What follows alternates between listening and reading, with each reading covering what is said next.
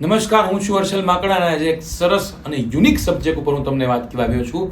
આપણે બહુ બધી વાર સાંભળ્યું છે કે બી ડિફરન્ટ, અલગ બનો, કંઈક અલગ કરો, કંઈક યુનિક કરો. પણ બે બહુ ઇમ્પોર્ટન્ટ ટર્મિનોલોજી છે, બી ડિફરન્ટ અને બી એબનોર્મલ. આપણે બહુ વાર ભૂલ કરીએ છીએ કારણ કે આ બંને વચ્ચે બહુ પાતળી ભેદરેખા છે, ડિફરન્ટ અને એબનોર્મલ વચ્ચે. ઘણા લોકો ડિફરન્ટના ચક્કરમાં એબનોર્મલ થઈ જાય છે અને આખી કરિયર, લાઈફ, એની જે જર્ની છે એ ડિસ્ટ્રોય થઈ જાય છે. તમને એવા ઘણા વ્યક્તિ મળ્યા હશે કે જેણે શરૂઆત બહુ જોરદાર કરી હશે, બહુ લાઇમલાઇટમાં આવ્યા હશે, પણ ક્યાંક ને ક્યાંક એક નાનકડી ભૂલને કારણે એ આઉટ ઓફ ધ બોક્સના ચક્કરમાંથી એનું આખું બોક્સ જ ક્યાંક ખોવાઈ ગયું હોય છે. તો બી ડિફરન્ટ વર્સિસ બી એબનોર્મલ આજનો આપણો વિષય છે. આ વિડીયો છેલ્લે સુધી જોજો. હું 100% તમને ગેરંટી આપું છું કે તમને પણ વિચારવા માટે મજબૂર પડી જશે કે તમે બી ડિફરન્ટ છો કે બી એબનોર્મલ છો. બી ડિફરન્ટ એટલે શું? કોઈ પણ વસ્તુને કેલ્ક્યુલેટેડ રિસ્ક સાથે તોડવું કરતું હોય એવું નહીં, પણ તમારી સ્કિલ ઓળખીને તમે એ વસ્તુ કરો. ફોર એક્ઝામ્પલ, તમને કદાચ એવું બને કે ગ્રેજ્યુએશનના કોઈ કોર્સમાં તમને ન મન લાગતું હોય, તમને લાગતું હોય કે ભાઈ મારે ગ્રેજ્યુએશન મૂકીને કંઈક બિઝનેસ ચાલુ કરવો છે, આખા કુટુંબે કોઈ બિઝનેસ ન કરવો, મારે કરવો છે બિઝનેસ, તો પહેલાં એનું કેલ્ક્યુલેટેડ રિસ્ક જોઈ લ્યો, એના અવેલેબલ રિસોર્સિસ જોઈ લ્યો, તમારી સ્કિલ જોઈ લ્યો. જે વ્યક્તિને સોનિકામાં મળતું હોય એ વ્યક્તિ અચાનક એઆઈના બિઝનેસમાં પડે. કેમ? કે આખું બિઝનેસ એઆઈ કરે છે, લોકો બધા એઆઈ, ચાલો હું એઆઈ કરું, હું ડિફરન્ટના ચક્કરમાં હું એક મોટું રિસ્ક લઈ લઉં અને કદાચ ફેલ થાવ, તો એ બી ડિફરન્ટ નથી. ઘણા લોકો એવું કહે છે કે અલગ હોવું એ ખરાબ હોવું નથી. હું ચોક્કસપણે માનું છું. મારી તો માઇન્ડસેટ જ એ પ્રકારનું છે કે લોકો જેમ નોર્મલ જીવે છે એવું ન જ જીવવું જોઈએ, ડિફરન્ટ કરવું જ જોઈએ. ડિફરન્ટ કરવું બહુ પોઝિટિવ છે. ડિફરન્ટ કરવા માટે તમારે 3 વસ્તુની જોવાની જરૂર છે. આપણે 3 સેટ કરવાના છે આજે. મતલબ પહેલો 3 સેટ કે તમે વસ્તુ જે કરો છો એ તમે ડિફરન્ટલી કરો છો કે એબનોર્મલી કરો છો, એ તમારે જોવાનું છે. નંબર 1, તમે જે વસ્તુ કરો છો એનું આઉટકમ શું છે? ઘણી વખત આપણે વિચારતા હોય કે ભાઈ આપણે આ વસ્તુ પસંદ કરવી છે, એનું આઉટકમ, જો તમારી હેલ્થ બગડતી હોય, એ આઉટકમમાં તમારે કોઈના રિલેશન મૂકવા પડતા હોય, એ આઉટકમમાં તમારે બહુ મોટા પૈસા રોકવા પડતા હોય, તો આ ડિફરન્ટ નથી, આ એબનોર્મલ છે. આ અલાર્મિંગ સિચ્યુએશન છે. યાદ રાખજો, ડિફરન્ટ કરવાના ચક્કરમાં જે વ્યક્તિ એબનોર્મલ કરે છે એને કારણે એની આજુબાજુના તમામ લોકો અથવા નેક્સ્ટ પેઢી બધા લોકો રિસ્ક લેતા ડરે છે. 3 વસ્તુ જે તમારે વિચારવાનું છે કે તમારી વસ્તુ બી ડિફરન્ટ છે કે બી એબનોર્મલ. પહેલું વસ્તુ છે તમારું આઉટકમ.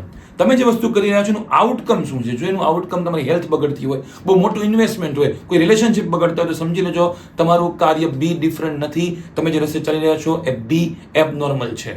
ઘણી વખત આપણને થતા હોય, બહુ લોજિકથી આપણે વસ્તુ ચાલતા હોય, જેમ કે કોઈ નાના બાળક હોય, એના જોક પર તમે હસો નહીં કે આ તો જોક તમે સાંભળ્યો છે, તો તમે ડિફરન્ટ નથી કરતા, તમે એબનોર્મલ બિહેવ કરો છો. એબનોર્મલ બિહેવ કરતા હોય વ્યક્તિનો સૌથી મોટો પ્રોબ્લેમ એ છે કે એને એવું લાગતું હોય કે હું ડિફરન્ટ કરું છું પણ એકચ્યુઅલી એબનોર્મલ છે. થોડું કન્ફ્યુઝિવ છે પણ હું ક્લિયર કરી દઈશ. નંબર 1 તમારું આઉટકમ. નંબર 2 જે સૌથી ઇમ્પોર્ટન્ટ છે કે તમે જે રસ્તે જાઓ છો એના ફીડબેક લ્યો જે એ ફિલ્ડમાં છે.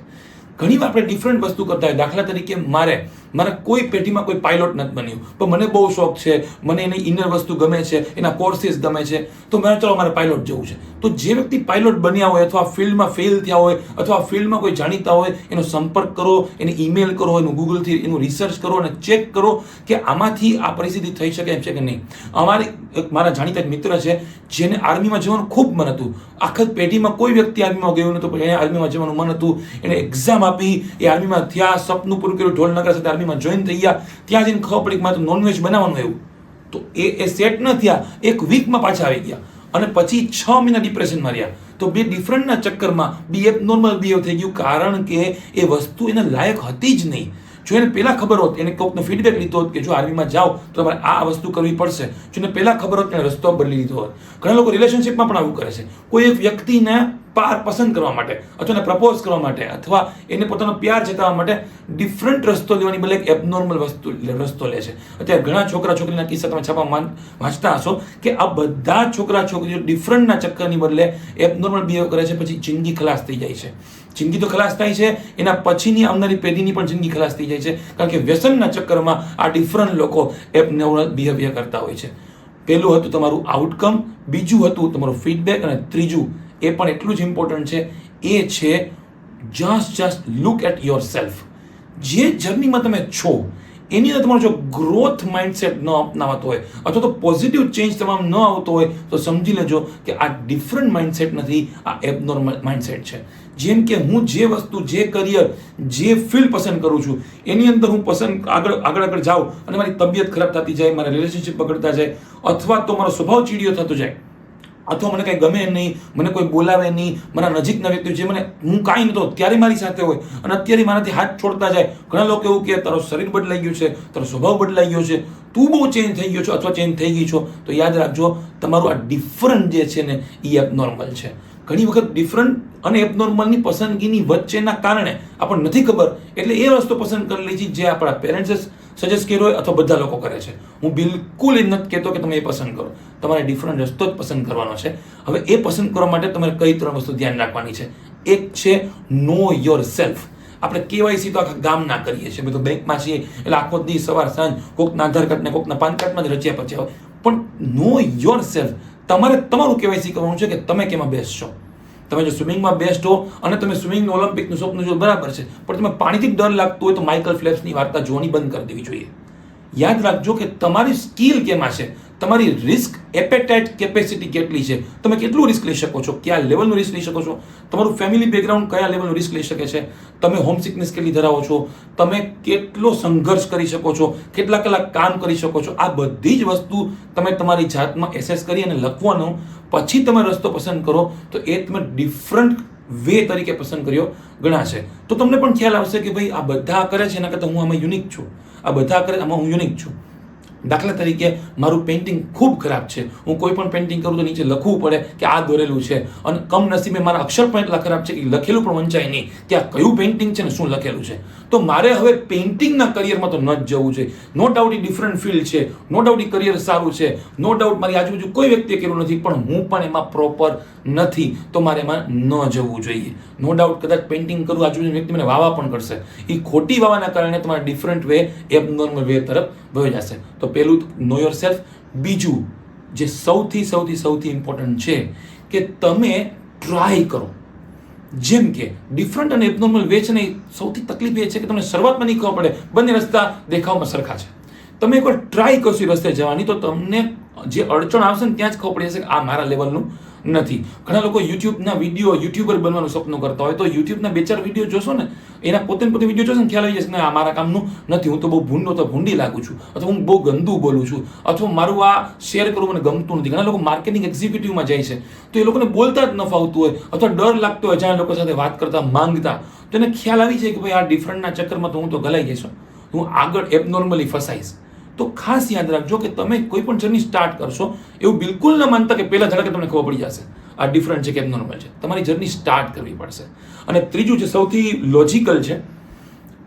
ઓલવેઝ હું એવું કહું છું કે આપણે લોજિકની મેજિકમાં આપણે જેને કહેવાય ટ્રસ્ટ રાખવો જોઈએ, પણ આ મેજિકલ લોજિક ત્યારે જ લાગશે કે જ્યારે તમે એ વસ્તુને લોજિકલ અને મેજિકલ રીતે સબસ્ટેન્ટલી તમે એનું જજ કરશો. આપણે એમ કહીએ છીએ કે હું બહુ જજમેન્ટલ નથી થતો, હું કોઈને જજ નથી કરતો, એ બધું કોક માટે છે. તમારા દરેક ડૂઝ એન્ડ ડોન્ટ્સને જજ કરવા પડશે. તમે જે કંઈ પણ કરો છો એને જજ કરવું પડશે.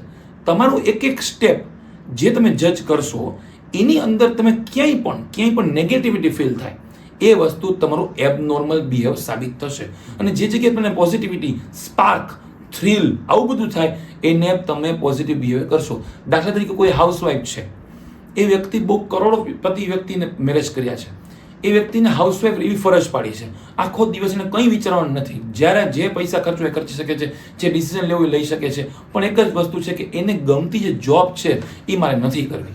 હવે એ વ્યક્તિ એમ કે ના મારે ડિફરન્ટ થવું છે, મારે તો જોબ કરવી જ છે, ભલે મારા ઘરે 5 નોકરો હોય પણ હું ક્યાંક બીજે નોકરી કરવા જઈશ. એના ઘરના એના વિરોધમાં છે, એના બાળકોનું જીવન બગડે છે, આ બધી જ વસ્તુ બગડે, પણ હું ઇન્ડિપેન્ડન્ટ નારી બનવા માંગુ છું, હું મારી જાતને સાબિત કરવા માંગુ છું. આ સાબિત કરવાના ચક્કરમાં ઘણું બધું જો ગુમાવાતું હોય તો તમે આ ડિફરન્ટ રસ્તો નથી, આ એબનોર્મલ રસ્તો છે. તમારે તમારી જાતને સમજાવવી જોઈએ, ફેમિલી સાથે કન્સલ્ટ કરવું જોઈએ કે એવી વસ્તુ કરવી જોઈએ જેમાં તમારું મન પણ પરોવાય અને આખું ફેમિલી પણ ન બગડે. ઘણીવાર આપણે એમ કહીએ છીએ, પ્રોવોક કરીએ લોકોને કે બી ડિફરન્ટ, દુનિયાથી અલગ થાઓ, ટોળાથી અલગ જાઓ, પણ યાદ રાખજો કે જ્યાં ઘણીવાર ઘેટાનું ટોળું હોય ને, એક ઘેટું અલગ તરી જાય ને તો એક્સિડન્ટ એનો જ થાય છે. કારણ કે લોકોની એક જ ઘેટું દેખાણું ને ટોળું હોય તો વાંધો ના, હું એમ બિલકુલ નથી કહેતો તમે ટોળામાં રહ્યો, પણ યાદ રાખજો કે ડિફરન્ટ લોકોની સાથે રહ્યો, એબનોર્મલ લોકોની સાથે ન રહ્યો. હવે તો ફિલ્મો પણ એવા આવે છે જેમાં એબનોર્મલ બિહેવ કરતા હીરો છે એ વધુ વ્યૂ કરે છે, લાખો કરોડો રૂપિયા. લોકોને કબીર સિંહ ગમે છે, ભગતસિંહ નથી ગમતો. લોકોને એનિમલ ગમે છે, એનિમલ પાર્ક જોવા લોકો નથી જતા. લોકોને એવા હીરોઝ ગમે છે જે હીરો એબનોર્મલી બિહેવ કરતા હોય એના પ્રિયતમ માટે, એના પિતા માટે, એના માતા માટે, એના બેન માટે. તો યાદ રાખજો કે તમારી બેનની કોઈ છેડતી કરીને તમે ઘરે બંદૂક લઈને આવી જાઓ, એમાં તાળીઓ પાડો, આ બહુ બધું શાબ્દિક સારું લાગે છે, પણ કૃષ્ણ જેમ તમારી બેનને જો કોઈ વસ્ત્રાહરણ કરતું હોય તો એનું પહેલાં ચીર પૂરવાનું આપણું કામ છે, બદલો લેવો સ્ટ્રેટેજિકલી, એના માટે આખી મહાભારત ટૂંકી પડે. તો યાદ રાખજો ડિફરન્ટ એબનોર્મલ બિહેવિયર વચ્ચે જ્યારે પણ ચૂઝ કરો ત્યારે આ 3 સ્ટેપ યાદ રાખજો. બી પોઝિટિવ, આઈ પોઝિટિવ. લાસ્ટ ઉદાહરણ તમને હું આપી દઉં કે એબનોર્મલ અને ડિફરન્ટ કોને કહેવાય. મને જ્યારે મારે એક બહુ ડ્રીમ હતું મોટું કે મારે સ્ટેડિયમમાં ઇવેન્ટ કરવી છે, તો મારા પાસે 2 ઓપ્શન હતા, બી ડિફરન્ટ કે ઓડિટોરિયમમાં તો મોટિવેશનલ ઇવેન્ટ થાય જ છે, સ્ટેડિયમમાં કોઈ ઇવેન્ટ થતી નથી. તો મારી પાસે 2 ઓપ્શન હતા કે ભાઈ એક કામ કરું કે હું અમદાવાદ નરેન્દ્ર મોદી સ્ટેડિયમ ભાડે લઈને હું ઇવેન્ટ કરું. તો દેટ ઇઝ એબ નોર્મલ ડિસિઝન. એટલે અમે રાજકોટના માધવરાવ સિંધિયા ગ્રાઉન્ડ કે જ્યાં સચિન તેંડુલકર રમેલા છે, અગરકર રમેલા છે, ગાંગુલી રમેલા છે, એવા ગ્રાઉન્ડ ઉપર જ્યાં મોટિવેશનલ ઇવેન્ટનું એલાઉડ પણ છે. તો રાજકોટની, ગુજરાતની પણ ભારતની સૌથી મોટી ઇવેન્ટ અમે લઈને આવી રહ્યા છીએ 5 જાન્યુઆરી 2027. એની લિંક પણ મેં ડિસ્ક્રિપ્શનમાં રાખી છે. તો ચોક્કસ અત્યારે અર્લી બર્ડ્સ ડિસ્કાઉન્ટ ચાલુ છે, બુક કરો અને જબરજસ્ત ઇવેન્ટના સાક્ષી બનો. Be positive, once again I positive.